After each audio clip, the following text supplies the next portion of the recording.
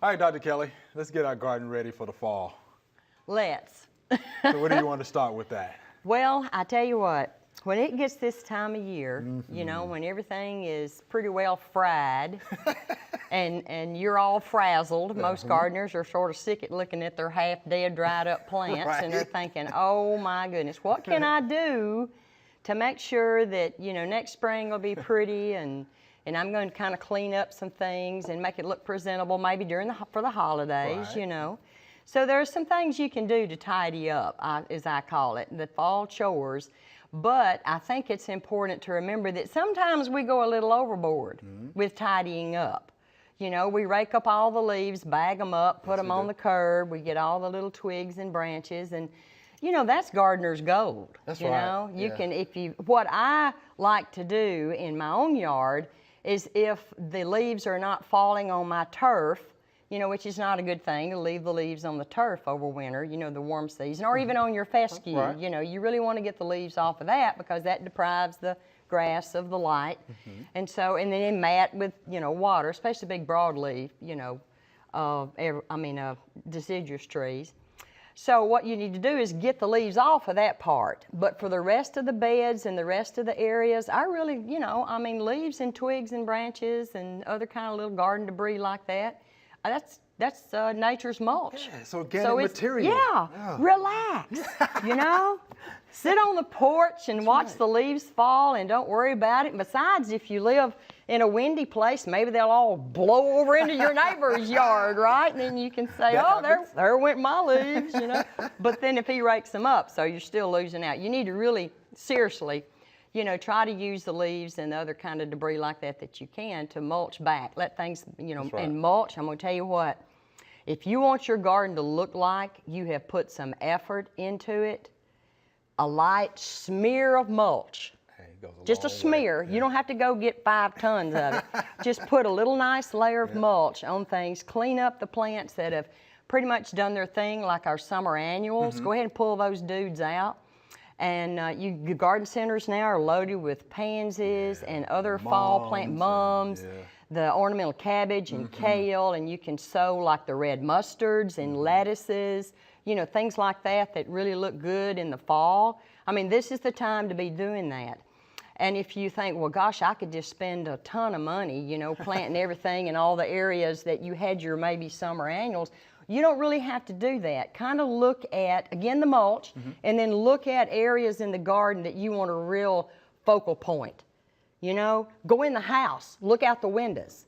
You know, what do you see?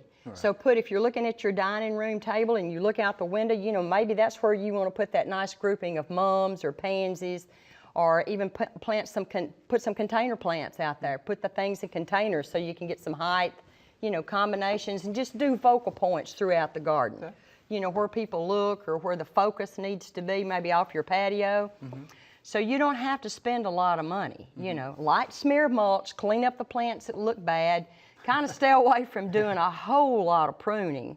You know, obviously the pruning you can do any time of year is if you have a diseased or broken, or a branch is just, you know, it's in the way. It's poking you in the eye every time you go out to your car. So, you know, you can do that kind of pruning anytime. But if you're doing maintenance kind of pruning, you really don't want to do that this time of year. And the reason is that, and I've seen this happen actually, that what happens when you prune, you're stimulating growth.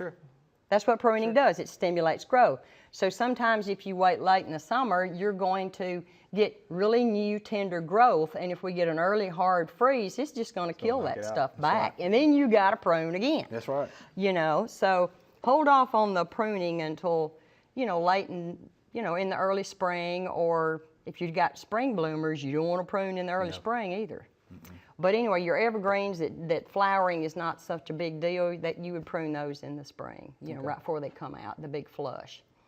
But yeah, there's a lot of things we can do to spruce up our garden, and we need to kind of do it with a little bit of restraint, I think, sometimes. Because if you leave those seed heads, sometimes, you know, you're providing some, as some of the people say, structure for the winter garden. You know, you're just don't cut everything to the ground, you know, the old spent perennials and flower heads. You know, you leave the purple cone flower seed heads. the rudbeckia seed heads and some of the ornamental grasses. Obviously, their big season is the fall, when you've got all those pretty plumes, flower plumes that come up, so you don't want to cut all that off. You get the motion of the wind, you know, blowing the grass, so that's always a good thing in the winter garden. The beautiful color though, the nice fall color. Sure, yeah. And you're also not just providing some structure and some kind of interest to the winter garden, you're providing some cover and food source for some of our wildlife, some of the birds and some of the other wildlife. So, you know, you might even sometimes leave a part of your lawn and just let it kind of grow and see what happens. You know, it's kind of interesting sometimes what will be there. Okay. You know, you don't leave that in your front yard though. No, we might need to do that for the backyard. Yeah, you might. Yeah, leave that for the backyard. Leave that for the backyard. Yeah. All right, Doc, now can we get to the potpourri? Well, we have a little time left. Oh, sure. Yeah, we definitely want to hear about that. Yeah. One thing I want to mention too, fall is a good time too to assess the garden. Sure. Sure. You know, go out with your pad and your pencil and say, okay, well, what worked, what didn't, what do I need to do different? Right. And then make plans. It's a good time to plan, you know, and look at, say, okay, yeah, this is a good thing, this is not. I'm not going to do this again. Okay. You know, so it's a good time to kind of inventory and do that. But one thing, if you're going out cleaning up and some of the plants are going to get nipped, you know, and they're going to be gone. So what I like to encourage people to do sometimes is, if you've got an old bowl of potpourri in the house, you know, and it's all dusty like her plants, you know, so you look at it and you go, oh, it doesn't even smell anymore. What am I going to do with this stuff? So what I do is I take what I like out of that old bowl of potpourri, and then I just go out in my garden, which is what I did this morning. And I just take, you know, different colored little foliage, and this is an artemisia. Some of my zinnias, they will dry. Now, obviously, you know, this stuff needs to be set somewhere and sort of dried. Right. And there's another artemisia, the hardy azuratum. Some of my pods, that's from my Siberian iris. This is some of my anise from my, and here's my coneflower. You know, so you just go through and you just, here's the old hydrangea, celosia. I mean, there's all kind of stuff in here that you can go through your garden. This is the old hardy orange. It's very aromatic. So you just go through and you just pick a bunch of things, or, you know, as you're cleaning up, throw some stuff in a little basket. And then, and this is the interesting thing, when you look at potpourri in bags, a lot of times there's a lot of wood shavings in there, and you think, well, what's that about? You got leaves and other things in there, and you think, what's the wood shaving? So I got to look at that. I said, well, that's where the scent is. It's cellulose. Wood is very fibrous and absorbent. So that's the fixative that holds the essential oils that they use in these commercial potpourris. So I thought, well, what can I use that I can put my essential oil in that will hold the scent? And I thought of pet bedding. How about that? Red cedar pet bedding. It smells good, it's cheap, you buy it by the bale. That'll make a lot of potpourri, folks.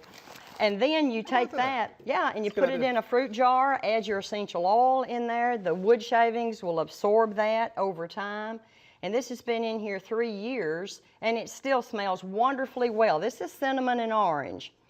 And you get the different oils for whatever scent you want, you know, and that's the most expensive part. Essential oils are very expensive, $7 or $8. And then you use that and put it in your potpourri. And that does it. How about that? Cheap. Cheap. Recycle plant material. It's good, though. There you Cheap go. is good. Cheap is good. Yeah, and bag it up and give it for Christmas presents. How about that? Nice holiday gifts. Yeah. Guess what Chris is getting for Christmas this year? Yeah. Here you go. There you go. I think I can handle that. Thanks, Doc. We appreciate that information. This is good. Sure.